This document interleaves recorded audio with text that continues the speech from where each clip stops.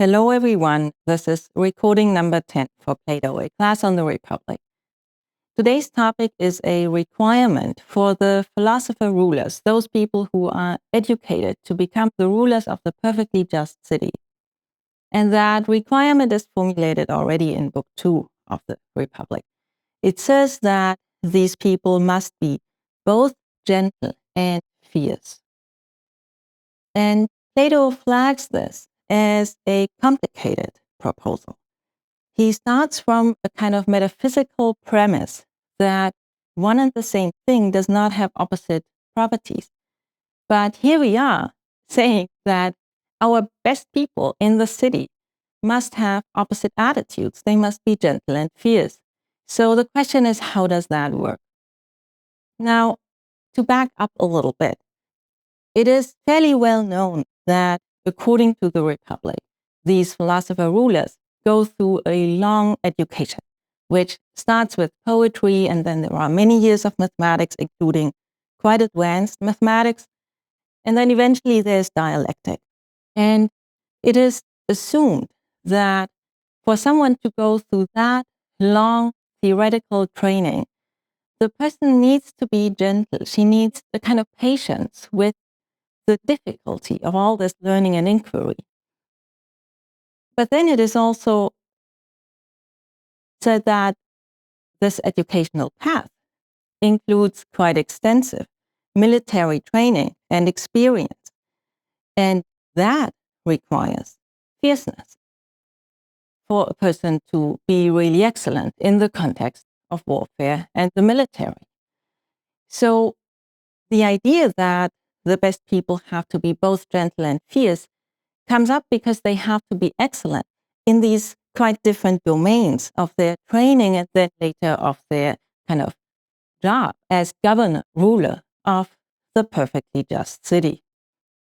Now, I want to back up a little bit further even and just flag that for readers today, the idea that the best person must not only be gentle but also fierce may seem a little bit off-putting, or it may not even be our expectation when we hear about the ideals of virtue that Plato formulates.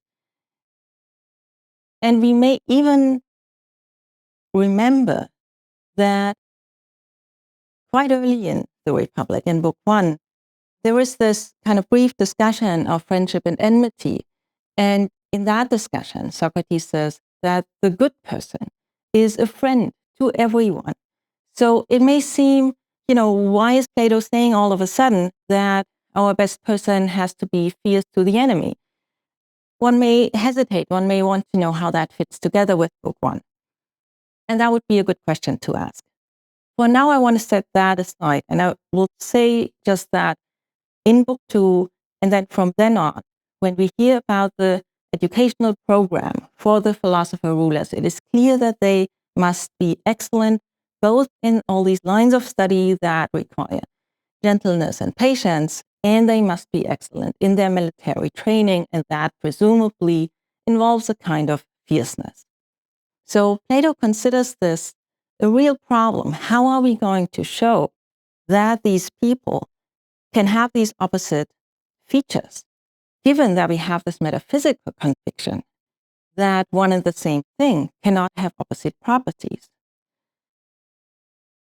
Part of the answer I want to suggest already comes in Book 2, but it really is, in my view, only part of the answer. Socrates says that philosophers are like pedigree dogs, like dogs that are somehow fine or have a fine ancestry or something like that.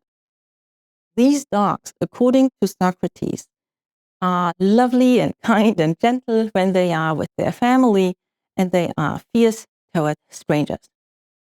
So Socrates infers that, well, there are creatures that combine these opposite properties, and hence it must be possible to do so. And if we plug in our premise that philosophers are like these dogs, then maybe we have all we need. Now, the reason I'm saying that this may not be all the argument that we need is that you may wonder how much trust to put into the premise that philosophers are like dogs. So I think more needs to be said. And I think that more is said in Book 4 of the Republic when the so-called principle of opposites is formulated. That principle, again, starts from the assumption that one and the same thing cannot do or undergo opposites. Opposite affections, opposite movements, opposite attitudes, opposite properties, any of that. But it states exceptions for that principle. And one of these exceptions is that something can display opposites if it does so toward different relata. And that is exactly the theoretical underpinning that we were missing in Book 2. That explains how we can think of one person being both gentle and fierce. Well, the person is gentle in one context, in the context of learning at home and so on. And she is fierce toward the enemy in the setting of warfare. So she can have these opposite properties because she has them toward different relata. Now, I want to end here and I want to set aside again the question of what we think about Plato's ideas about warfare. And I want to raise a kind of more general question about the theory of virtue.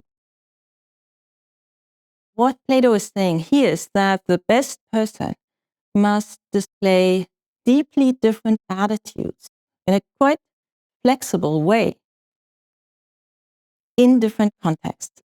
And I want to suggest that that is an interesting idea for the theory of virtue. And we may ask ourselves, sort of independent of what we think about the specifics here, we may ask ourselves whether that is compelling, whether we think that the best person must have the kind of flexibility, psychological flexibility, to behave in quite different ways in different contexts.